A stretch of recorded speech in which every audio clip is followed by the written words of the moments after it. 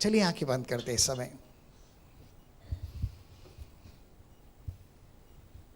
पवित्र पिता परमेश्वर, प्रभु यीशु मसीह के नाम से सारा आदर और सारी महिमा हम तुझे देते हैं। जैसे स्वर्ग में लिखा है आपके विषय में, हम भी आपको पवित्र ठहराते हैं पिता, आपको महिमा देते हैं और आपका आदर करते हैं और दिल से कहते हैं कि राज्य तेरा है, पराक्रम तेरा है, महिमा भी तेरी है, सामत भी तेरा है, धन भी तेरा है, ज्ञान भी तेरा है, पराक्रम भी तेरा है पिता।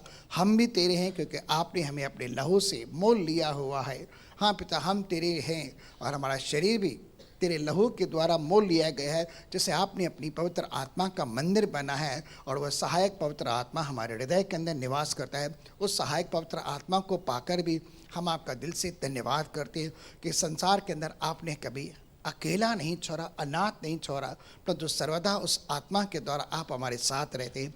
आपका हम दिल से धन्यवाद करते। उस स्थान पर हम पवित्र आत्मा की प्रभुता की घोषणा करते हैं और दुआ करते हैं कि हमारी स्तुति को, आराधना को, धन्यवाद और जय की भेंटों को स्वीकार करें। और तेरे बच्चों ने आज जो कुछ भी प्रभु दिया है दशमांश अर्पण और उठाने की भेंटों के तौर, आप उन्हें भी स्वीकार करें, उन्हें भी तेरे राज्य में ग्रहण करें और पवित्र ठहराएं। और जिन्होंने जो कुछ भी दिया प्रभु हृदय से दिया है, प्रेम से दिया है, विश्वास से दिया है, विश्वास करने वालों का आदर करने वाले परमेश्वर है। हम दुआ करते मसीह यीशु के नाम से, तू भी अपनी महिमा के धन के अनुसार तेरे बच्चों को प्रभु स्वर्गीय स्थानों से हर एक आत्मिक आशीष और महिमा के धन के अनुसार जो मसीह यीशु में प्रभु आशीषित कर, किसी के जीवन के अंदर कोई कमी घटी न हो, लेकिन हर एक के जीवन में भरपूर हो। हम दिल से दुआ करते हैं और धन्यवाद करते हैं तेरे आशीषित अभिषेक दास के लिए प्रभु, जिनके माध्यम से आज हमसे बातें करने जा रहे हैं। हम आपके शब्द का आदर करते हैं और तुझे महिमा देते हैं। धन्यवाद प्रभु कि आपने हमारी प्रार्थना को सुना, प्रभु यीशु मसीह के पवित्र नाम से आमीन। क्या हम एक जोरदार ताली दें परमेश्वर की महिमा के लिए। पास्टर सुहास गायकवाड़ जी का हम परमेश्वर की वेदी पर स्वागत करते हैं। पास्टर जी, आपका बहुत बहुत स्वागत है।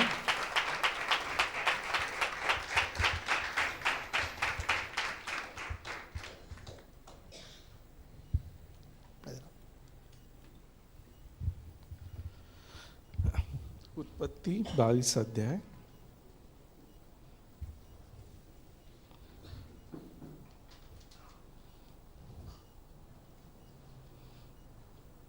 1 से 8 तक पढ़ेंगे।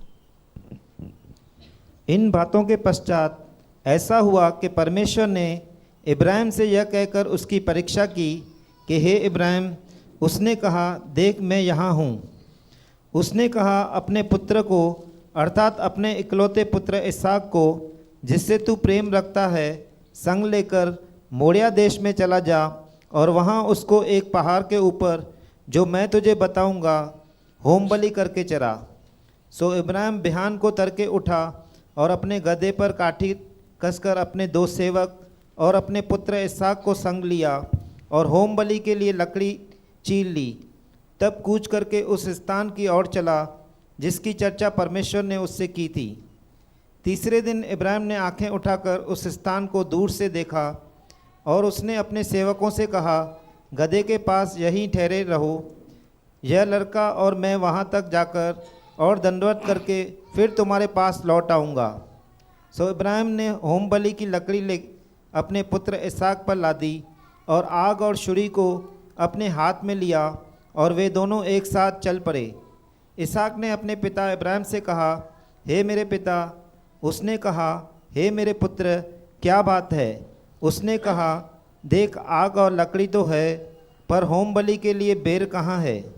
इब्राहिम ने कहा, हे मेरे पुत्र, परमेश्वर होम बलि की बेर का उपाय आप ही करेगा।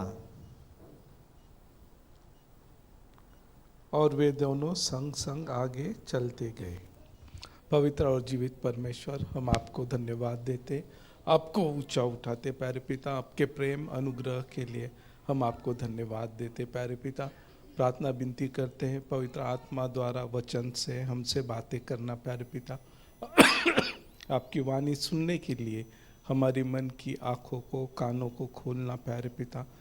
मुझे सूली के पीछे छिपाओ प्यारे पिता, और आपकी महिमा हो ऐसा अनुग्रह करना प्यारे पिता। प्रार्थना विनती करता हूँ, हर एक भटकने वाले विचारों को पवित्र प्रभु यीशु के नाम में बांधता हूँ और आपके शरण में लेकर आता हूँ। प्रार्थना प्रभु यीशु के नाम में मांगता हूँ, आमीन। तो आज हमने जो पैराग्राफ पढ़ा है, उसको हेडिंग है अब्राहम के परीक्षा में पढ़ने का वर्णन, है ना। और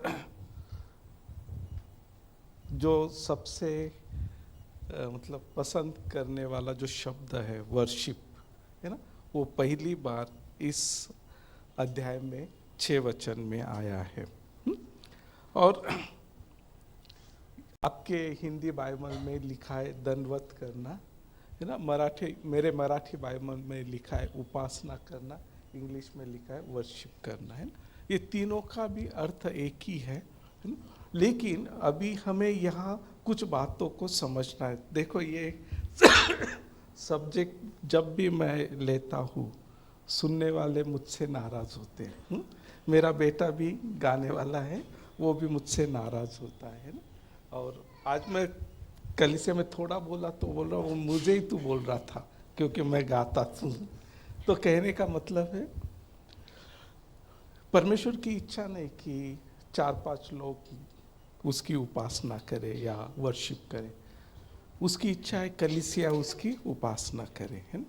लेकिन उपासना के लिए, वर्शिप के लिए परमेश्वर ने कुछ नियम दिए हैं, उसका पालन हमें करना ही चाहिए। अगर उसका हम पालन नहीं करेंगे तो हम गा बजा सकते हैं लेकिन वर्शिप नहीं कर सकते, है ना। तो अभी 2 तरह से आज कलीसिया में वर्शिप होती है, जिसे वर्शिप का नाम दिया जाता है। एक परफॉर्मेंस होता है और एक वर्शिप होती है ना। मैं किसी का जज नहीं कर रहा हूँ, हमें खुद को, अपने आप को आज जज करना है कि क्या मैं परमेश्वर की उपासना या वर्शिप कर रहा हूँ। अभी यहाँ आप देखो, परमेश्वर अब्राहम से कहता है, इसके बाद उसके पहले कुछ बातें हुई है। उसके पहले परमेश्वर ने हगार और इश्माएल को निकाल दिया है ना। फिर हम देखते कि अबीमेलेक के साथ अब्राहम का एक वाचा बांधी गई है। और फिर उसके बाद परमेश्वर ने अब्राहम की परीक्षा ली। यहाँ अब्राहम की परीक्षा ली, किस बारे में परीक्षा ली? पहला ये सवाल अपने आप को पूछना। और यहाँ परमेश्वर कहता है उस 2 वचन में, उसने कहा अपने पुत्र को, अर्थात अपने इकलौते पुत्र इसहाक को, जिससे तू प्रेम रखता है, संग लेकर मोरिया देश में चला जा और वहाँ उसको एक पहाड़ के ऊपर जो मैं तुझे बताऊंगा होम बलि करके चढ़ा। परमेश्वर अब्राहम से क्या कहता है? तेरा पुत्र, तेरा इकलौता पुत्र जिससे तू प्रेम करता है, उसे लेकर मैं जिस स्थान को तुझे बताऊं वहाँ जाकर क्या करना? होम बलि अर्पण करना, है ना। होम बलि का मतलब है पूर्णता परमेश्वर को समर्पित करना। और अलग अलग बलि है, पाप बलि, होम बलि, दोष बलि, अन्न बलि। उसमें होम बलि के बारे में लिखा है जिससे परमेश्वर को संतोष मिलता है, जिससे परमेश्वर क्या होता है? संतुष्ट होता है, आनंदित होता है। और उस रूप में परमेश्वर अब्राहम से कहता है तू अपने पुत्र को क्या करते? होम बलि करके। और यहाँ लिखा है 3 वचन में, सुबह जल्दी उठकर अब्राहम ने क्या किया? लकड़ी लिया, उसको चीरा और उससे गधे पर लाद कर अपने 2 सेवक और बेटे को लेकर वो निकल गया। वहाँ जाने के लिए उसको कितना दिन लगा? 3 दिन लगा, है ना। 3 दिन के बाद वो वहाँ पहुँचा। मतलब आसान नहीं है, 3 दिन का सफ़र उसने किया है। किसके लिए किया है? अपने इकलौते बेटे को होम बलि के रूप में परमेश्वर को अर्पण करने के लिए। और फिर वहाँ जाकर जो सबसे पहली बात उसने की है, वो अपने सेवकों से कहता है तुम गधे के पास यही खड़े रहो, मैं और बेटा जाकर परमेश्वर को, हिंदी ट्रांसलेशन के अनुसार, दंडवत करके वापस आते हैं। अभी यहाँ पर अब्राहम को मालूम है कि मैं क्या करने जा रहा हूँ, इसहाक को मालूम नहीं है कि अब्राहम क्या करने जा, इसलिए इसहाक उसे पूछता है तूने क्या लिया है? आग ली है, लकड़ी ली है, छुरा लिया है, लेकिन बलि कहाँ है? तो अब्राहम उसे कहता है कि परमेश्वर आप ही उसे प्रोवाइड करेगा, है। और फिर वो आगे जाते। तो अभी हमें यहाँ देखना, ये होम बलि है जिससे परमेश्वर क्या होता है? संतुष्ट होता है। अभी ये होम बलि अर्पण करने के लिए 4 बातों की आवश्यकता है ना, जिससे परमेश्वर को प्रसन्न करने वाला अर्पण करने के लिए 4 बातें। पहली बात है लकड़ी चाहिए उस बलि को जलाने के लिए। दूसरा, उस बलि को बलि देने के लिए छुरा चाहिए। तीसरी बात है उस लकड़ियों को जलाने वाली आग चाहिए। और चौथी बात है जो बलि चाहिए। इन चारों को मिलकर वो परमेश्वर की वर्शिप या उसकी उपासना या उसका दंडवत होता है ना। अभी दंडवत का मतलब क्या है, जो आपके हिंदी के अनुसार ही अभी थोड़ा हम सोचेंगे, है ना। दंडवत का मतलब क्या है? नहीं, दंडवत का मतलब मुंह के बल गिरना, है ना। मुंह के बल गिरना, जो अभी सिस्टर ने पढ़ा, स्वर्ग में जो उपासना हो रही थी, तो जब वो 24 प्राचीन और सब जो है उस मेमने के सामने मुंह के बल गिर गए, उसे क्या कहा? दंडवत। और मुंह के बल गिरना मतलब होता है संपूर्णता समर्पण। क्या है उसका मतलब? संपूर्णता समर्पण। मतलब वर्शिप का मतलब हिंदी के अनुसार देखे तो संपूर्णता क्या करना है? समर्पण करना है। किसको? तो जिसको आप दंडवत कर रहे हैं, जिसके आप उपासना कर रहे हैं, जिसके आप वर्शिप कर रहे हैं, उसको अपने आप को पूर्णता क्या करना है? समर्पित करना। अभी ये पूर्ण समर्पण करने के लिए किसकी आवश्यकता पड़ती है? लकड़ियों की आवश्यकता पड़ती है ना। लकड़ी का मतलब है संगति, फेलोशिप। इसलिए मैंने पहले से कहा कि आगे खड़े रहने वाला नहीं तो पूरा कलीसिया जो है वो क्या है? वर्शिपर है। वो उपासना करने वाले, परमेश्वर को शरण जाने वाले, परमेश्वर को अपने आप को समर्पित करने। अगर कलीसिया की वो जो है उसमें अगर फूट है, कलीसिया में अगर भेद है, तो वो वर्शिप पूरी नहीं हो सकती है, क्योंकि वो लकड़ी तभी जलेगी जब वो एक होगी। तब एक अकेली लड़की लकड़ी नहीं जल पाएगी। उसके लिए क्या होगा? एक सिस्टमैटिक उसको रखना पड़ेगा, उसके एक संगति करनी होगी। फिर दूसरी बात है, उन लकड़ियों को जलाने के लिए आग की आवश्यकता है। आग जो है पवित्र आत्मा की आग है ना। तो बिना पवित्र आत्मा लकड़ी जलेगी नहीं, बिना पवित्र आत्मा कलीसिया जलेगी नहीं, और बिना पवित्र आत्मा अगर जली नहीं तो बलि भस्म कैसा होगा?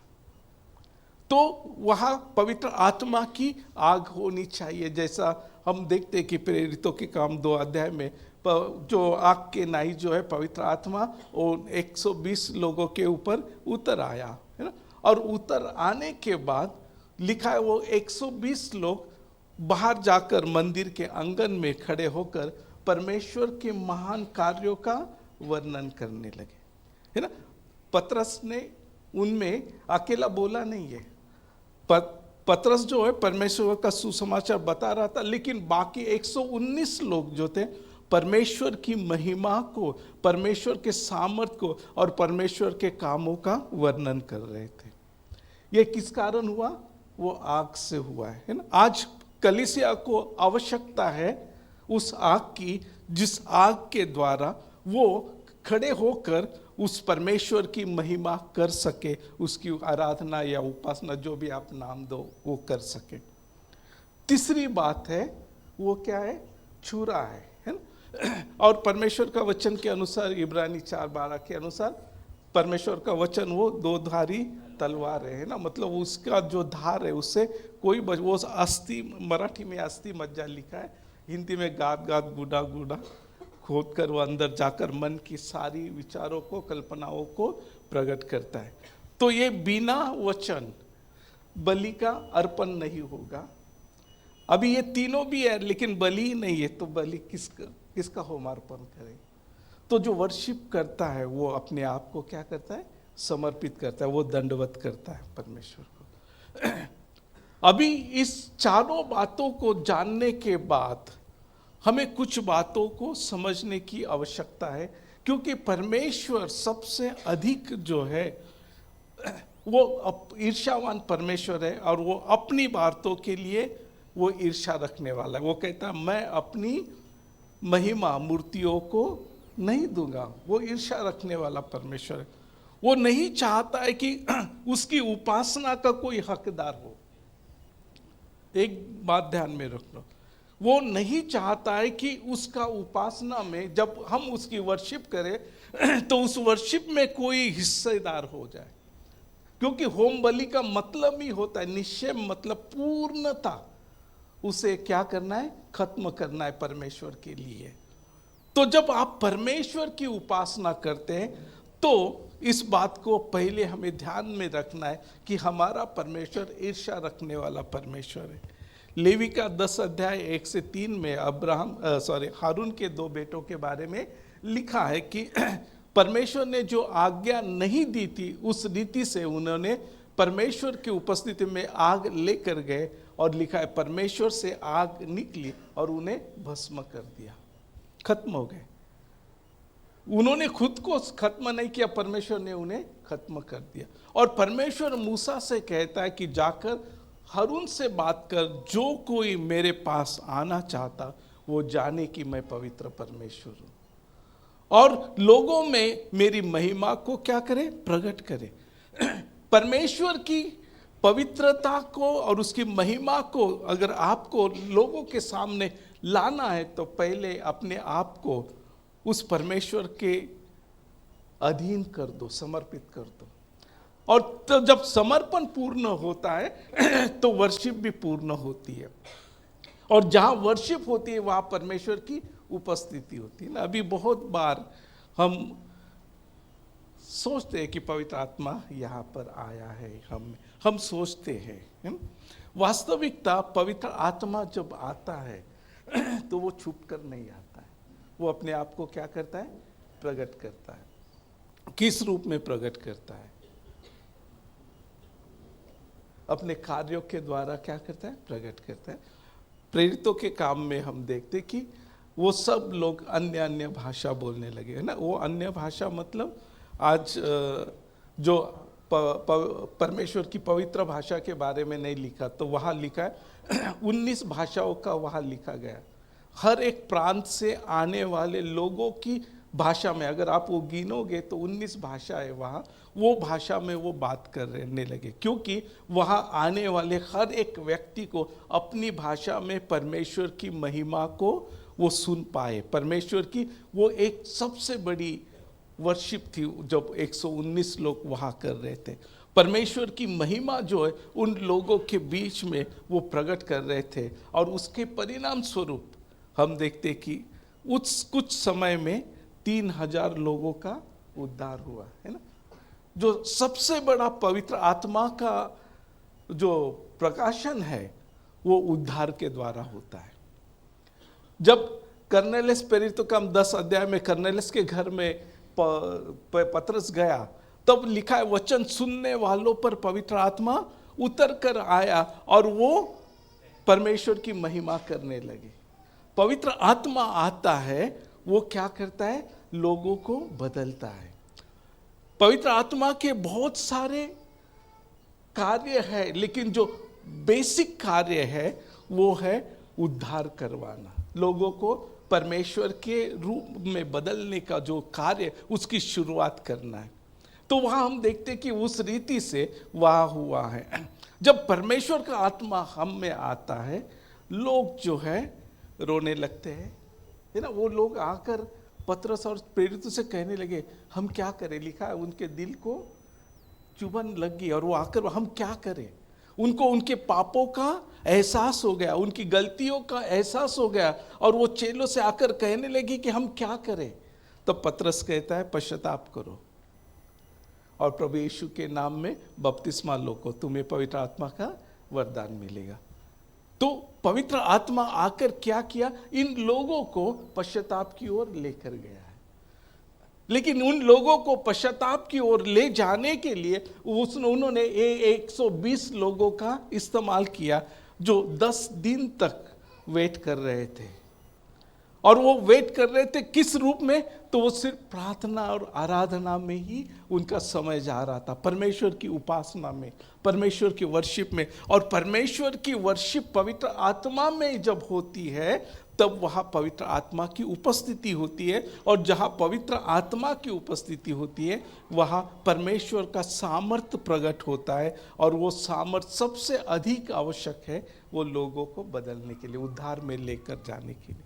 तो जब भी आप चाहते हो परमेश्वर की उपासना करें, इन 4 बातों को ध्यान में रखना। इंडिविजुअल, व्यक्तिगत आप में परमेश्वर की आत्मा का अभिषेक होना चाहिए, कलीसिया में एकता होना चाहिए, वहाँ परमेश्वर के वचन का कार्य होना चाहिए, और हम अपने आप को पूर्णतः परमेश्वर को समर्पित करने की भावना से आना चाहिए। अभी हम देखते कि मंदिर की व्यवस्था में वर्शिप थी और उसे एक व्यवस्था भी दी गई थी। हम देखते कि दाऊद ने कहात और आसाफ वंशों से कुछ लोगों को चुन लिया था, जो कोई बजाने वाले थे, कोई लिखने वाले थे और कोई गाने वाले थे, और उन्हें ट्रेंड किया गया कि किस रीति से परमेश्वर के भजन गाने का, है ना। इसका मतलब उन्हें प्रैक्टिस किया, उन्होंने ट्रेन किया, उन्होंने मेहनत की उस गीतों को लिखने के लिए, गाने के लिए, बजाने के लिए। ये सारी बातें सही है, लेकिन एक सबसे महत्वपूर्ण बात है, परमेश्वर ने उसके मंदिर में उसकी वर्शिप करने के लिए किसे चुना और क्यों चुना? किसे चुना? लेवी वंश को चुना। क्यों चुना? निर्गमन 37 में लिखा है, उन्होंने अपने बच्चे और भाइयों पर अपनी तलवार चलाई। क्यों चुना? क्यों चुना है? उन्होंने क्या किया है? अपने बच्चों और अपने भाइयों पर क्या किया है? तलवार चलाई है। और उस समय 3 का 8,000 लोग जो है मारे गए। क्यों मारे गए? और मारने वाले कौन है? लेवी है। जब बछड़े का पाप हुआ और मूसा जब पर्वत से उतर कर आया और उसने देखा इस्राएल लोग जो है भटक गए हैं, हारून ने उसे खुला छोड़ दिया है और उन्होंने अपने लिए एक बछड़े की मूर्ति बनाकर उसकी उपासना कर रहे, तब उसने वो पाटियों को तोड़ा, वो बछड़ों को भी उसका चूर्ण किया, और उसने कहा जो कोई परमेश्वर की ओर से वो मेरे पास आए। क्या कहा उसने? जो कोई परमेश्वर की ओर मेरे पास आए, और हर एक अपनी अपनी तलवार अपने कमर पर बांधे, और जो अपने लोग हैं उन पर उस ये करे। और लिखा है लेवी का वंश मूसा के पास आया और उन्होंने उसे क्या किया? अपने लोगों को उनके उस पाप के कारण मारा। परमेश्वर ने लेवी को चुना। किस लिए चुना? वो सिर्फ गाना गाने वाले नहीं थे, वो थे तंबू में सेवा करने वाले। वो तंबू छोड़कर उनको जाने की अलाउड नहीं। तो वो पहला तंबू बीच में, उसके चारों ओर वो लेवी रहते थे, और फिर उसके बाद अलग अलग दल के अनुसार पूरे 12 वंश रहते थे। परमेश्वर गिनती में कहता है कि जब तू इस्राएल की गिनती करेगा तब लेवी की गिनती नहीं करना, क्योंकि इस्राएल से मैंने अपने लिए उन्हें क्या किया है? चुन लिया है। ये अपने लिए जो चुना है, क्यों चुना है? तो वो कहता है कि जो मैंने मिस्र में जब मिस्री के जो पहलौठा को मारा, तब से हर एक मनुष्य और प्राणी का पहलौठा मेरा है, और उस पहलौठे के रूप में इस्राएल से मैंने क्या किया है? लेवी को ले लिया है। ये परमेश्वर ने चुने हुए लोग, परमेश्वर ने बुलाए हुए। क्यों लोग? क्योंकि वो परमेश्वर की पवित्रता के लिए, परमेश्वर के लिए एक ईर्ष्या रखने वाले लोग थे। उस परमेश्वर की आज्ञा के अनुसार अपने भाइयों के विरोध में खड़े रहने वाले लोग थे। वो परमेश्वर की पवित्रता को, की महत्व को जानने वाले लोग थे। और फिर उन्हें परमेश्वर ने तंबू की पूरी सेवा दी। तंबू जाने के बाद जब मंदिर आया तो मंदिर की सारी सेवा जो है वो लेवी वंश की थी। अभी बहुत बार क्या होता है कि यहाँ नहीं होता, लेकिन बहुत बार ये होता है, आगे आते कुछ भाई बहन जिसे वर्शिप कहते हैं वो करते हैं और फिर सीधा बाहर निकल जाते हैं। उनको लगता है कि हमारा काम क्या हो गया, हमने गाना गाया, हमने बजाया, हमारा काम खत्म हुआ। ऐसे लोगों को परमेश्वर कभी भी नहीं बुलाता। वो लेवी की जिम्मेदारी पहली है कि उस पवित्र स्थान की रक्षा करना। नई वाचा के अनुसार अभी ये वो परमेश्वर का वसती स्थान कलीसिया है, उसमें परमेश्वर वास करता है कलीसी के अनुसार। 1 कोरिन्थ 3 के अनुसार जो है हम परमेश्वर का मंदिर है, हम में वो वास करता है। इस मंदिर की रक्षा करने वाला कौन है? तो वो लेवी है। वो लेवी क्या करता है? सिर्फ रक्षा नहीं करता है, तो परमेश्वर की उपस्थिति उस मंदिर में आने के लिए उस परमेश्वर की उपासना करने वाला वो है। लेवी वो है जिसने अपने आप को अपने लोगों से अलग कर कर परमेश्वर के लिए खड़ा रहा है। लेवी वो है जिसने परमेश्वर की उस पवित्रता के लिए अपनों का खून बहाया है। इसलिए हर एक भाई और बहन जो भी वर्शिप करना चाहता है, परमेश्वर की उपासना करना चाहता है, ये बात ध्यान में रखो कि आप में टैलेंट है इसलिए आप वर्शिप कर रहे हैं, ऐसा नहीं है। अगर आप में टैलेंट है या आवाज है या कुछ इंस्ट्रूमेंट बजा सकते हो इसलिए आप यहाँ हो, तो आप जीवन भर परमेश्वर की उपासना नहीं कर सकते, क्योंकि परमेश्वर को टैलेंट नहीं चाहिए, परमेश्वर को समर्पण चाहिए। परमेश्वर उन लोगों, प्रभु यीशु यूहन्ना 4 में कहता है, परमेश्वर उन लोगों को ढूंढ रहा है जो आत्मा और सच्चाई से उसकी क्या करे, उपासना करे, आराधना करे। ढूंढते कब हैं? जब मिलते नहीं है ना। इसका मतलब परमेश्वर को नहीं मिल रहे हैं। कौन नहीं मिल रहे? जो आत्मा और सच्चाई से उसकी उपासना वर्शिप कर सके। और इसलिए परमेश्वर उन्हें क्या कर रहा है? ढूंढ रहा है।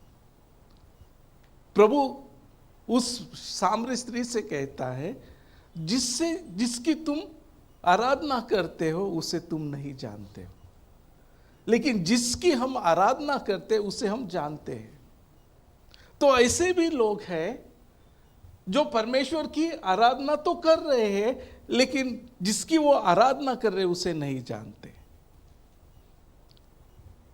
हो सकता है उसके बारे में आपको बहुत कुछ मालूमात है, लेकिन पर्सनल रिलेशन नहीं है। जानने के लिए पर्सनल रिलेशन होना बहुत है ना। आज आपके सब जेब में मोबाइल है ना। एक मतलब न्यूक्लियर साइंटिस्ट से भी बढ़कर ज्ञान आपके पास वो मोबाइल ला कर देगा, लेकिन इसका मतलब ये नहीं कि आप न्यूक्लियर साइंटिस्ट है ना। उसी रीति से परमेश्वर के बारे में बहुत सारी जानकारी हमारे पास है, लेकिन इसका मतलब नहीं है कि हम उसे जानते हैं। उसको जानने के लिए उसका और आपका पर्सनल एक रिलेशन बनना है, और वो रिलेशन तभी बनेगा जब आप उसके साथ मुलाकात करेंगे। और वो मुलाकात करने के लिए जो सबसे महत्वपूर्ण जगह है वो उसकी वर्शिप करना है, मतलब पूर्णता उसको समर्पित हो जाना है। जब भी आप उस परमेश्वर को पाने की कोशिश करोगे, अपने ज्ञान, अपनी बुद्धि, अपनी टैलेंट के द्वारा आपको कभी नहीं मिलेगा। लेकिन जब यशायाह के समान आप उसके सामने आओगे, मैं अशुद्ध ओठों का मनुष्य हूँ, अशुद्ध ओठों के मनुष्यों के बीच में रहता हूँ, हाय हाय मैं मर जाऊंगा। इस समर्पण से आप परमेश्वर के पास आओगे, आप उसे पाओगे। उस समर्पण के अनुसार अब्राहम परमेश्वर के पास आया। इब्रानी की पुस्तक में 11 अध्याय में लिखा है, उसका यह विश्वास था कि परमेश्वर मरे हुओं से भी जीवित कर सकता है। इस विश्वास से वो इसहाक को बलि के रूप में अर्पण करने के लिए लेकर गया था। हमारा क्या विश्वास है? क्या हम जानते हैं परमेश्वर के बारे में? दाऊद ने बहुत सारे भजन लिखा है, लेकिन उसका लिखने के जो भी लिखा है वो कोई एक पोएट्री नहीं है ना। वो टैलेंट उसमें है, लेकिन उसने जो लिखा है उसका अनुभव किया है। इसलिए 2 शमूएल उसका 22 अध्याय का 1 से 3 वचन पढ़ेंगे।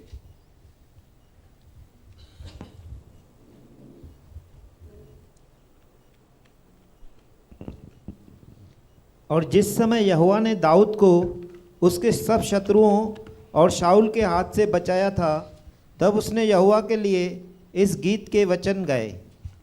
उसने कहा, यहोवा मेरी चट्टान और मेरा घर, मेरा छुड़ाने वाला, मेरा चट्टान रूपी परमेश्वर है, जिसका मैं शरणगत हूँ। मेरी डाल, मेरा बचाने वाला सींग, मेरा ऊंचा घर और मेरा शरण स्थान है। हे मेरे उद्धारकर्ता, तू उपद्रव से मेरा उद्धार किया करता है। हाँ, अभी यहाँ दाऊद कोई पोइट्री नहीं लिख रहा है। वो क्या लिख रहा है? उसने जो अनुभव किया है, किस रीति से परमेश्वर ने उसे बचाया है, किस रूप में परमेश्वर उसके सामने आया है, उसके बारे में वो बातें कर रहा है। तू मेरा ऊंचा गढ़ है, तू मेरी चट्टान है। बहुत बार चट्टानों में, गढ़ों में जो है दाऊद जाकर छुपा है, और बहुत बार वो चट्टान ही उसको छुपाने वाला नहीं था, तो वो जानता था कि वो परमेश्वर है जो उस चट्टान के रूप में उसके और शाऊल के बीच में है। उसने वो अनुभव किया। अभी एक जो सबसे महत्वपूर्ण बात है कि आप परमेश्वर की उपासना, जो मानवीय टैलेंट है उससे करना बहुत मुश्किल है। मैं असंभव नहीं कह रहा, बहुत मुश्किल है। लेकिन जो आप उससे अनुभव करोगे, जब आप उससे मिलोगे, उसके साथ आपका जब संगति होगा, उस संगति में जब आप उसे देखोगे, जानोगे, तब आप उसका वर्णन कर सकते हैं। इन दिनों में जब मैं परीक्षाओं से जा रहा था, उस समय उस समय से बाहर निकलने के बाद एक बात मेरे दिल में आती है कि, है ना, चक्कर देखो यहोवा कितना भला है ना। तो ये मेरे लिए अभी एक सेंटेंस नहीं रहा, एक वचन नहीं रहा, वो मेरा अनुभव है। और जब भी इस शब्द सेंटेंस को मैं बोलता हूँ, मेरे अंदर एक अलग ही हलचल उत्पन्न होती है। मैं आत्मा में उस भलाई को, उसकी अच्छाई को महसूस करता हूँ। मेरा आत्मा इस बात से प्रफुल्लित होता है। क्यों? क्योंकि वो मेरा पर्सनल एक्सपीरियंस है। मेरा परमेश्वर अच्छा है। उसी रीति से परमेश्वर से आप जब मिलते हैं, उस प्रेम को, उसकी करुणा को, उसकी भलाई को, उसके पवित्रता को आपको आत्मा में महसूस करना है। और जब आत्मा में आप महसूस करोगे, तब वो आत्मा से आवाज आएगा, प्रभु तू अच्छा है, प्रभु तू प्रेम है, प्रभु तू भला है, तू करुणामय है। ये किसी कवि की कल्पना नहीं है, ये आपका पर्सनल क्या है? एक्सपीरियंस है। आपने चखा है परमेश्वर को, और उसके लिए आप परमेश्वर को धन्यवाद दे रहे, उसकी महिमा कर रहे, उसके नाम को ऊंचा उठा रहे। परमेश्वर उन लोगों को ढूंढ रहा है जो उसे चखे, जाने, समझे, और फिर उसकी उस भलाई का, उसके उस स्वरूप का लोगों के सामने जब वर्णन करे, तो सुनने वाला भी उस परमेश्वर की भलाई को महसूस कर पाए। जब आपकी आत्मा से वो बातें निकलेगी, तो सामने वाले के आत्मा में वो बातें लगेगी। वो फिर आपके लिए ही वो भला है ऐसा नहीं है, तो वो सबके लिए भला है, उसका एहसास कलीसिया में होगा। और तब जो होगा, सब मिलकर उस परमेश्वर की महिमा का वर्णन करने लगेंगे। हमें इस बात को समझना बहुत जरूरी है। देखो, मैं गीतों के विरोध में नहीं हूँ। पर्सनली मुझे बहुत म्यूजिक पसंद है। उद्धार पाने से पहले मैं दुनिया के संगीत में था, उद्धार पाने के बाद परमेश्वर की। लेकिन मैं एक बात हर एक को कहता, जो भी वर्शिप गीत गाते हैं, गाने से पहले गीत को पढ़ो। मैं मेरे बच्चों को सबको यही कहता हूं कि गीत गाने से पहले आप पढ़ो। जब आप गाते हो आपका पूरा फोकस सुर ताल पर रहता है, शब्दों के ऊपर नहीं रहता है। लेकिन जब आप गीत को पढ़ते हो तो आप कोई सुर ताल नहीं, आप शब्द और आप है, बाकी बीच में कोई नहीं है। और जब उस पढ़ने में जो प्रकट होगा वो बहुत महत्वपूर्ण है। अभी मैं एक जगह बोला, अभी बहुत बार हमारे यहाँ जो गीत आ रहे हैं, लखनऊ से आ रहे हैं, है ना, पाकिस्तान से आ रहे हैं, उनमें बहुत सारे पारसी शब्द है, उर्दू शब्द है ना, और बहुत सारे कोई शब्द ऐसे भी है कि जिसका मतलब भी हमें नहीं मालूम, लेकिन हम गा लेते हैं उसे बिना जाने समझे। और एक मेरे घर की बात बताता, अभी मेरे बच्चे लोग इंग्लिश मीडियम में पढ़े, वो उनको सही मराठी नहीं आता है और सही इंग्लिश भी नहीं आता है, दोनों आधे आधे अधूरे हैं। और इसलिए उनको मराठी भी समझाना पड़ता है जो उनकी मदर टंग है, क्योंकि क्या होगा, इस शिक्षा ने वो गड़बड़ कर दिया। अभी मैं पिछली बार यहां से बोला था, आंसू सूखने का मतलब क्या है। ये एक मुहावरा है और उसका मतलब है कोई सांत्वना न करने वाला व्यक्ति है। लेकिन परमेश्वर के बारे में लिखा है वो आंसू पोंछने वाला परमेश्वर। आंसू पोंछना का मतलब होता है सांत्वना पाना, आंसू सूखने का मतलब होता है सांत्वना नहीं पाना। रो रो के आंखें सूख गई, आंसू सूख गए, अभी रोना भी नहीं आता। एक मुहावरा है, उस स्थिति का वर्णन करता है जब एक अकेला व्यक्ति अपने दुख में डूब गया है लेकिन उसे सांत्वना देने वाला कोई भी नहीं है। इसलिए मैं कहता हूं हमें भाषा भी समझने की आवश्यकता है। जिन भाषाओं में हम परमेश्वर की वर्शिप कर रहे हैं, उपासना कर रहे हैं, उस भाषा को भी हमें समझने की आवश्यकता है। उसका मतलब क्या निकलता है। जब मैं परमेश्वर के सामने उसको धन्यवाद की भेंट चढ़ा रहा हूं और मैं अपनी स्थिति को वर्णन कर रहा हूं, प्रभु मेरे आंसू सूख गए, तो परमेश्वर को आनंद मिलेगा। वो कहेगा, अरे बेटा मैं तेरे आंसू पोंछने के लिए तेरे साथ है। कई बार मैंने तेरे आंसुओं को पोंछा है, कई बार मैंने तुझे अपने हाथों पर उठाकर ले चला है। अभी जब आप एक गीत गा रहे हैं तब आप में ये मकसद नहीं, आप अच्छा समझ कर ही उसे गा रहे हैं, लेकिन उसका मतलब अलग है। ये समझने की बहुत आवश्यकता है, क्योंकि अभी यहां हम देखते कि बाइबल में जो गीत है, कहात के गीत है, आसाफ के गीत है, दाऊद के गीत है,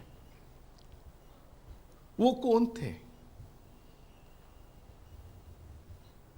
वो परमेश्वर के चुने हुए अभिषिक्त लोग थे। उन्हें उसके लिए चुना गया था। वो परमेश्वर के पवित्र मंदिर में रहकर उस मंदिर की रक्षा करने वाले लोग थे। वो लोग परमेश्वर के लिए अपने भाइयों के विरोध में खड़े रहने वाले लोग थे। परमेश्वर की पवित्रता और परमेश्वर की उपस्थिति की रक्षा में रहने वाले वो लोग थे। और उन्होंने जो लिखा है वो उन्होंने उस परमेश्वर के पवित्र मंदिर की उपस्थिति में उसे महसूस भी किया है।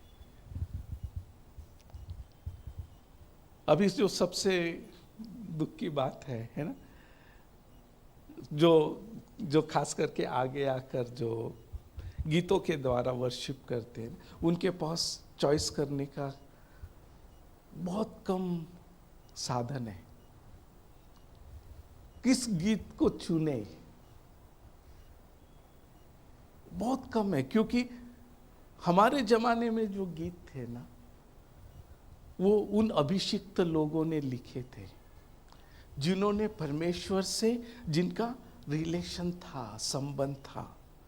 इसलिए तुम 80 के गीत, 1980 से 90 तक गीत देखो, उसमें आपको पर्सनल उस व्यक्ति का परमेश्वर के साथ का जो रिश्ता है, उस गीत से, उस शब्दों से आपको समझ में आता कि ये व्यक्ति ने परमेश्वर के प्रेम को अनुभव किया है, इस व्यक्ति ने परमेश्वर के करुणा का अनुभव किया है, इस व्यक्ति ने परमेश्वर की पवित्रता का अनुभव किया है।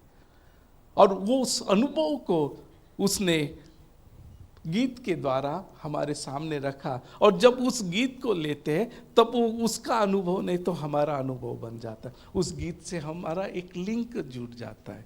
क्यों जुड़ जाता है? क्योंकि वो एक मनुष्य का परमेश्वर से लिया हुआ उस अनुभव, एक्सपीरियंस को हम शेयर कर रहे हैं।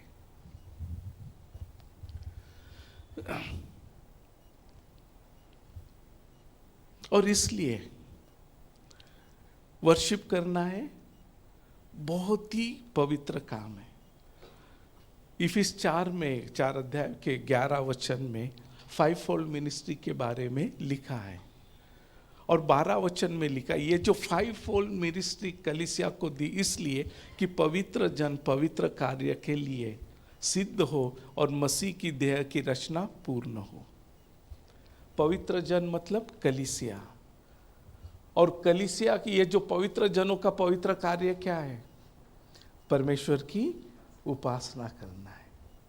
अभी मुस्कान सिस्टर ने प्रकाशित वाक्य में स्वर्गीय उपासना को पढ़ा।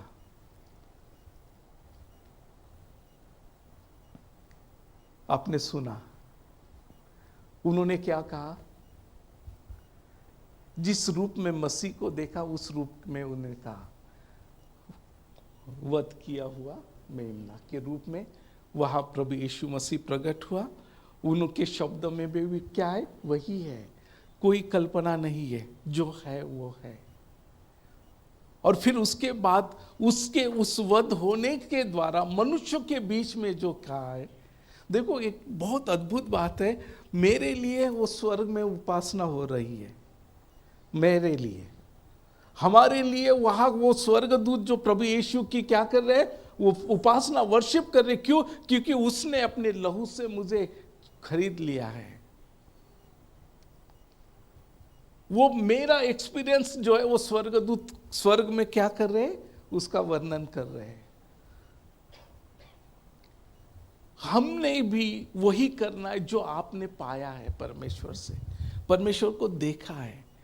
फिर ये जो है वो आपके आत्मा से निकलेगा ना। अभी प्रभु यीशु कहता है कि परमेश्वर की उपासना आत्मा, उन्हें वो ढूंढ, क्यों कहा है?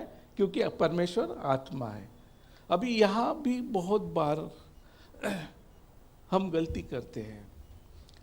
यहां आत्मा मतलब पवित्र आत्मा नहीं है, आपकी आत्मा है। परमेश्वर आपसे उपासना चाहता है। किससे? मुझसे चाहता है। वो चाहता है कि मैं जो हूं, मैं शरीर नहीं हूं, तो मैं आत्मा हूं, और मैं उस आत्मा से उस परमेश्वर की क्या करूं? उपासना करूं, आराधना करूं। और मेरी आत्मा तभी उसकी उपासना कर सकती है जब इस आत्मा में जीवन रहेगा। ये आत्मा जीवन में, या आत्मा में जीवन कब रहेगा? तो इफिस 2:1 के अनुसार जो है, जो हम अपने पाप और अपराध में मरे हुए थे, मसीह यीशु में फिर से जिलाए गए। जब प्रभु यीशु आपका और मेरा उद्धारकर्ता के रूप में हम उसे ग्रहण करेंगे और परमेश्वर की आत्मा हमारी आत्मा में आएगी, हमारे आत्मा में जीवन आएगा। तो इसका मतलब वर्शिप करने वाला उद्धार पाया हुआ व्यक्ति है। वर्शिप करने वाला कौन है? हाँ, उसका टैलेंट नहीं तो उसका उद्धार ही उसका बेस है। जिसकी आत्मा में जीवन है और जिसके आत्मा में परमेश्वर की आत्मा है, उसके द्वारा परमेश्वर की जब उपासना होती है तो वहां परमेश्वर की उपस्थिति आती है। इसलिए वचन कहता है कि इस्राएल की स्तुति में वास करने वाला परमेश्वर है। आज कलीसिया में वो वास करने वाला परमेश्वर है। जब कलीसिया आत्मा और सच्चाई से परमेश्वर की उपासना करेंगी, वहां परमेश्वर की उपस्थिति रहेगी। हमें कोई स्पेशल प्रीचर, संदेष्टा किसी की जरूरत नहीं है। आप ही है जो परमेश्वर की उपस्थिति को कलीसिया में लेकर आओगे। आप ही है जो परमेश्वर की महिमा को कलीसिया में लेकर आएंगे। बहुत बार हम लोगों को ढूंढते हैं, लोगों की ओर देखते हैं, इधर ऐसा हो गया, उधर ऐसा हुआ, लेकिन हम में तब होगा जब हम सही में परमेश्वर को जानोगे और परमेश्वर की सही में उपासना करने लगोगे, परमेश्वर वहां होगा। हम देखते हैं कि यशायाह 6 अध्याय में उसने स्वर्ग खुला देखा, परमेश्वर को मंदिर में सिंहासन पर बैठा हुआ देखा, और उस स्वर्ग में उसने क्या देखा? सराफिम देखे। सराफिम कौन है? परमेश्वर की उपासना करने वाले उपासक, सराफिम और करूबीम। परमेश्वर के भी बहुत अलग अलग स्वर्गदूत का डिपार्टमेंट है, जैसा शैतान का है वैसा परमेश्वर का भी है। उनमें से परमेश्वर की उपासना करने वाले ये सर्व, लूसीफर जिसे आज हम शैतान करते, वो भी परमेश्वर की उपासना करने वाला अभिषिक्त करूब था। लेकिन घमंड के कारण वो क्या बन गया? कौन था वो?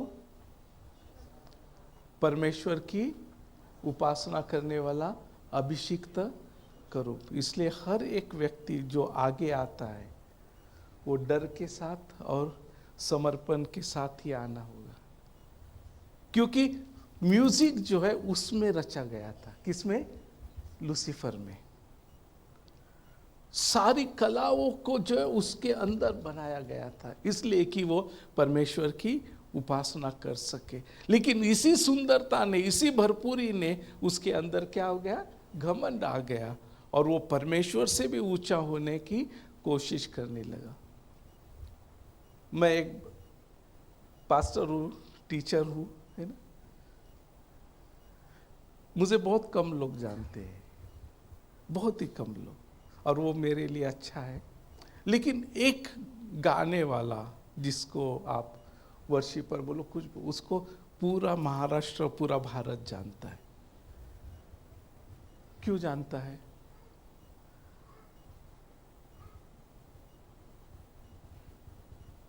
क्योंकि वो लोगों के सामने आता है, ये पहली बात। और दूसरी बात क्या है? उसके अंदर की जो कला है, उसके अंदर का जो टैलेंट है, उससे लोग प्रेम करते हैं। लोग इससे बहुत कम प्रेम करते, इसलिए मुझसे भी कम प्रेम करते। किया तो कभी कभी नाराज ज्यादा होते हैं, प्रेम कम होता है। मैं ये हल्के में नहीं कह रहा हूं, मैं आपको बताना चाहता हूं कि आप जिस डगर पर चल रहे हैं वहाँ बहुत ही संभाल कर चलने की आवश्यकता है। मैंने देखा है, ये मेरा 35 साल में बहुत सारे वर्शिप लीडर खड़े हुए, अभी उनका नाम भी मुझे सुनाई नहीं देता है। हर 5 साल में नए नाम आते, लेकिन पुराने नाम कहाँ गए मालूम नहीं मुझे।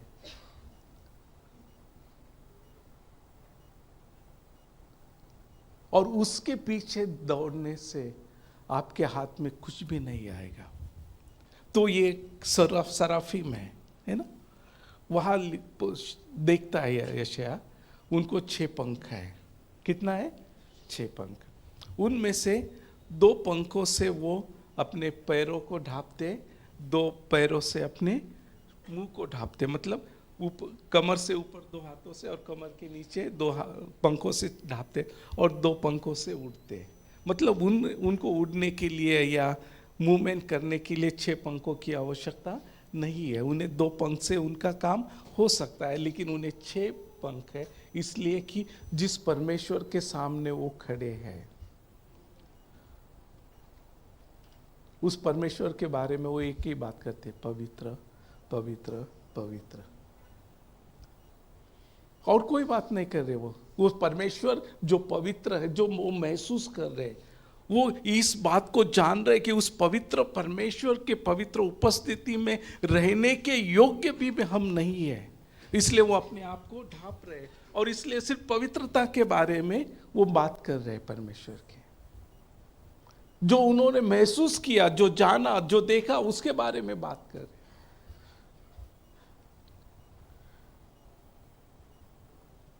प्रभु को वो लोग चाहिए जो सच्चाई से परमेश्वर का उपासना करे, जो उन्होंने देखा, जो उन्होंने जाना, जो उन्होंने अनुभव किया, उसके द्वारा परमेश्वर की वो महिमा कर रहे, धन्यवाद दे रहे।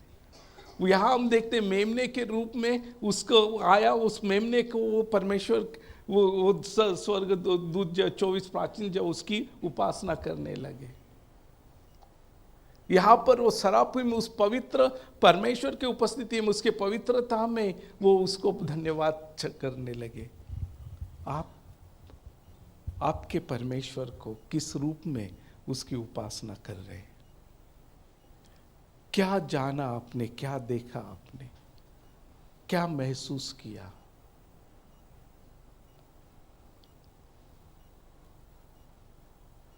ये बहुत बड़ा सब्जेक्ट है 3 दिन तक सिखाने का, लेकिन कुछ कभी कभी मैं अंदर से बहुत दुखी हो जाता है, टूट जाता हूँ, तब मैं मेरे अंदर प्रभु ने जो दिया है उसे मैं बाहर लाता हूँ। और ये वर्शिप के ऊपर मैं बहुत जगह नहीं बात करता हूँ। मैं अपने सेमिनार में या कलीसिया में और यहाँ बात किया और नहीं करता, सिखाने के लिए मैं उसके ऊपर सिखाता हूँ, लेकिन चर्च में मैं कहीं भी जाता हूँ तो ये सब्जेक्ट नहीं लेता, क्योंकि इससे बहुत सारे लोग हर्ट होते हैं।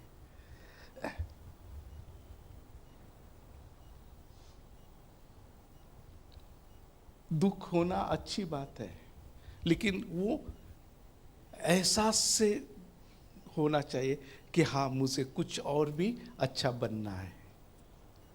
अगर उसके लिए हमें दुख हुआ तो वो आपकी भलाई के लिए, लेकिन मैं सही हूं ये बताने के लिए अगर आप दुखी हो तो आपके लिए एक बहुत ही डेंजरस लाइन पर आप हो। क्योंकि मैं अपने दिल से कोई बात नहीं कर रहा, ये परमेश्वर का वचन है, और इस वचन के अनुसार परमेश्वर चाहता है कि हम उसकी उपासना करें। वो चाहता है कि हम उस परमेश्वर की उस महिमा को देख पाए। ये सबसे अच्छी बात है जो हमें परमेश्वर की ओर से मिली है, वो मतलब उसकी उपासना करने का, वर्शिप करने का ये मौका मिलना। उससे बड़ी और कोई बात नहीं है, क्योंकि वर्शिप वही है जहाँ से परमेश्वर का सामर्थ्य कार्य करना शुरू होता। अभी 3-4 दिन पहले मैंने डायरेक्ट प्रिंस, एक प्रभु के सेवक हो गए, उनके एक छोटा सा शॉर्ट देखा था। उसने कहा कि मुझे गीत गाना नहीं आता है, लेकिन मेरी पत्नी को थोड़ा थोड़ा आता है। मैं जो भी कुछ परमेश्वर से पाता हूँ, तो जब मैं और मेरी पत्नी वर्शिप करते, उसी के बाद प्रकाशन, परमेश्वर का उपस्थिति और प्रोफेसी जो कुछ है वो मैं पाता हूँ। आप व्यक्तिगत जीवन में, आप सब अभी मैं देखता हुआ आप लोग बहुत सारी प्रैक्टिस कर रहे हैं, करते रहो, लेकिन वो प्रैक्टिस आपके शरीर को ट्रेन करेगी। क्या करेंगे? आपके शरीर को ट्रेन करेगी, लेकिन परमेश्वर को आपके शरीर नहीं चाहिए, आपकी आत्मा चाहिए। फिर उस आत्मा के लिए आप क्या करोगे?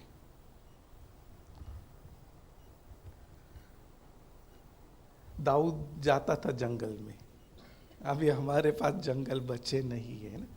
अपने रूम में जाओ, दरवाजा बंद करो और कुछ मत कहो, सिर्फ कहो प्रभु मैं तेरे पास आया हूँ। गीत मत गाओ, प्रार्थना मत करो, कुछ भी नहीं। सिर्फ उसको, उसकी उपस्थिति को पाने की भूख आपके आत्मा में हो। धीरे धीरे आपकी आत्मा में परमेश्वर बातें डालना शुरू करेगा। पवित्र आत्मा आपको प्रोत्साहित करना शुरू करेगा। हो सकता है कि आपको गीत दे, हो सकता है कोई वचन दे, हो सकता है कि आपको कुछ भी नहीं, सिर्फ खुशी से भर दे। हो सकता है कि एक अद्भुत शांति वो आपके अंदर डाल दे। कोई आवाज नहीं है, कोई गीत नहीं है, कुछ नहीं है, सिर्फ उसकी पवित्र शांति है, वो खुशी है। इस रीति से उपासना से पहले परमेश्वर की संगति करो। परमेश्वर आत्मा है और मैं भी एक आत्मिक हूं, और जब परमात्मा मेरे आत्मा के साथ संगति करता है, वो स्थिति मेरे लिए सबसे उत्तम है। चाहे कोई भी मनुष्य हो, उसके आत्मा में एक ही भूख है, परमेश्वर से परमेश्वर को पाने के लिए। और परमेश्वर को पाना है तो उसके निकट आना होगा। उसके निकट आना है तो उसकी उपासना करनी होगी, उसको दंडवत करना होगा, उसको समर्पित होना पड़ेगा। और जब आप अपने आप को उसके समर्पित कर दोगे, वो परमेश्वर आकर आपको उठाकर अपने गले लगाए। परमेश्वर के सामने आप मुंह के बल गिरे, वो आप पर पैर देकर जाएगा नहीं, वो आकर आपको उठाएगा, अपने गले लगाएगा। और वो जो स्थिति है, वो स्थिति है, वो वर्शिप की अत्युच्च स्थिति है। परमेश्वर हमसे मिलना चाहता है, हमसे संगति करना चाहता है। परमेश्वर एदेन के बगीचे में खुद आता था आदम से मिलने के लिए। आदम उसको ढूंढने नहीं जाता था, आज लोग ढूंढने जा रहे हैं। परमेश्वर बोलता नहीं, मैं आऊंगा तेरे पास। और प्रभु यीशु आ गया, वो आया हमसे मिलने के लिए। उसने हमारे उन जो भी बंधन थे, जिसके कारण हम परमेश्वर के निकट नहीं जा पा रहे थे, उस पाप के बंधन को अपने मृत्यु के द्वारा तोड़कर, उसके लहू से धोकर, शुद्ध कर कर, अभी वो कहता आ मेरे गले लग जा, क्योंकि अभी उसका लहू है मेरे लिए। अभी उसका पवित्र आत्मा है, जो पवित्रता में चलाए रखने के लिए आवश्यक हर एक बातों को पूरा करने वाला परमेश्वर का आत्मा मुझमें है। इसलिए मैं आप सबसे विनती करता हूं कि आप और मैं, है ना, मुझे बिल्कुल गाना नहीं गाने आता है ना, लेकिन मैं परमेश्वर की उपासना करता हूं। मैं प्रार्थना कम करता हूं, उपासना ज्यादा करता हूं। और उपासना के लिए मैं गीत नहीं गाता हूं। मैंने इस वचन से जिस परमेश्वर को जाना है, मेरे पर्सनल लाइफ में जो परमेश्वर ने मुझे दिया है या मैंने पाया है, उन बातों को मैं परमेश्वर के सामने रखता हूं। जब मैं कहता हूं कि परमेश्वर भला है, तब वो सिर्फ वचन नहीं रहता है, वो मेरा हकीकत हो जाती है। जब परमेश्वर के प्रेम के बारे में बात करता हूं, तब वो प्रेम को मैंने महसूस किया है। जब परमेश्वर की करुणा की बात करता हूं, तो उस करुणा को मैंने चखा है। हर एक परीक्षा के घड़ी में, हर एक दुख के समय में उस परमेश्वर की भलाई को अनुभव किया है। और वो शब्द जब मेरे मुख से निकलकर, मेरे आत्मा से निकलकर उस परमेश्वर की उपस्थिति में आते हैं, मेरा परमेश्वर प्रसन्न होता है। और इसलिए हम सबको एक बात ध्यान में रखना है, ये परमेश्वर ने आपके पास दिया है। और वचन कहता है, ये तेरे मुख में सदा बने रहे, तेरे दिलो दिमाग में वो सदा बना रहे। इससे अपने आप को भर लेना, गीतों की आवश्यकता नहीं पड़ेगी। इससे अपने आप को भर लो, गीतों की आवश्यकता नहीं पड़ेगी। तो ये जो पर्सनल हो जाएगा, तब परमेश्वर आपसे संतुष्ट है, मुझसे संतुष्ट है। मेरी आराधना उसको प्रसन्न करती है, क्योंकि मेरी आराधना जो है वो सिर्फ शरीर के द्वारा नहीं, तो उस समर्पण से आई है जिसे परमेश्वर अब्राहम से कहता है, तू अपने इकलौते पुत्र को जिससे तू प्रेम करता है होम बलि के रूप में क्या करे, उसे मुझे चढ़ा दे। सबसे उत्तम क्या है आपके पास? सबसे कीमती क्या है आपके पास? क्योंकि अब्राहम से परमेश्वर ने क्या मांगा? सबसे कीमती। अब्राहम के लिए इसहाक जो है वो उसका वर्तमान भी था और भविष्य भी था। अब्राहम को जीवन भर परमेश्वर ने एक इंच जगह भी नहीं दी। उसके बाद धन दौलत खूब बहुत था, लेकिन कोई भी प्रॉपर्टी नहीं था। उसका सारी प्रॉपर्टी कौन था? इसहाक था। और परमेश्वर ने उससे ही मांग लिया और अब्राहम उसे देने के लिए तैयार हुए। आज सबसे कीमती मेरे पास क्या है? मेरा आत्मा। प्रभु कहता है मनुष्य ने पूरे दुनिया को पा लिया लेकिन अपने आत्मा का नाश किया तो उसे क्या लाभ? मतलब इस दुनिया की सारी संपत्ति से बढ़कर मेरा आत्मा है, और परमेश्वर उससे चाहता है उस आत्मा से उसकी उपासना करो, उस आत्मा से समर्पित हो जाओ, उस आत्मा से उस परमेश्वर की महिमा करो। और इसलिए आज हम कलीसिया के रूप में जो परमेश्वर की उपासना के लिए बुलाई गए हैं, पवित्र जन पवित्र कार्य के लिए बुलाए गए हैं, वो हर एक व्यक्ति समझे कि आपका उद्देश्य एक ही है कि आप अपने परमेश्वर की महिमा करें, उसकी वर्शिप करें, अपने आप को उसे समर्पित करें, अपने आप को उसे के अधीन कर दे। वो परमेश्वर आपको कभी भी खाली नहीं रखेगा।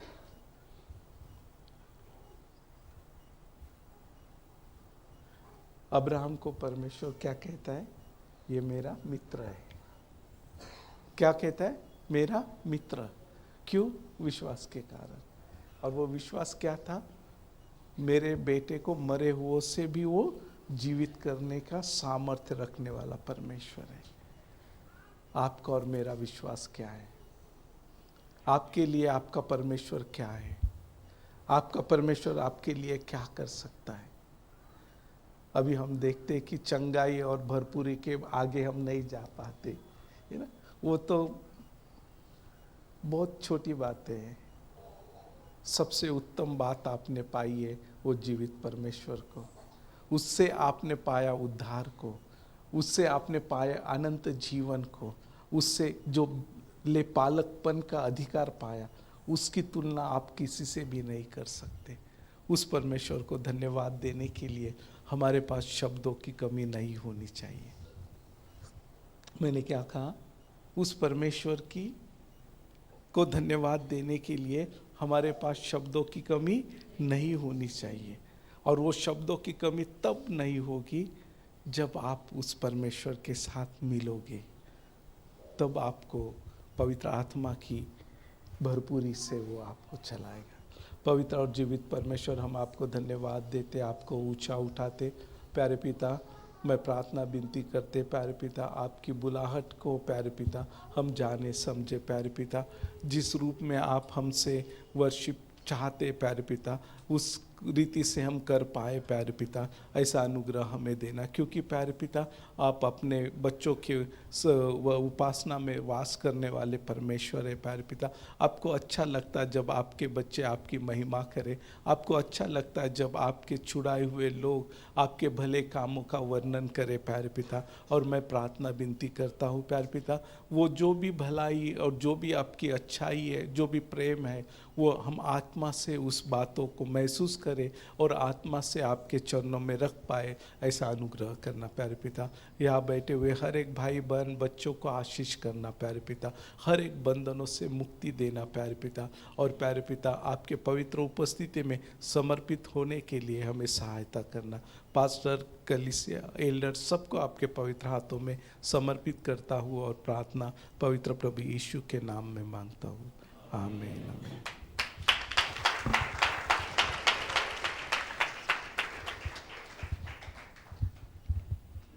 हालेलुया। मुझे कुछ कहने की आवश्यकता नहीं है।